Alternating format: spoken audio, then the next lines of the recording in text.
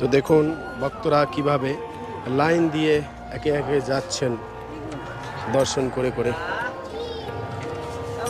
অদ্ভুত সৌন্দর্য এই নিধুবানের। আর এখান থেকে দেখুন নিধুবান, এই তো সেই ভূমি মিত্র যেখানে ভগবান শ্রীকৃষ্ণ এবং সখীরা সবাই বিরহে কেঁদেছিলেন। এই স্থানে নিধুবান। তো দেখুন অদ্ভুত বৃক্ষ, চলতে চলতে আমরা দর্শন করলাম যে বৃক্ষে সখীদের চরণের স্পর্শ, সেইবারে ৫,৫০০ বছর আগের সেই বৃক্ষ।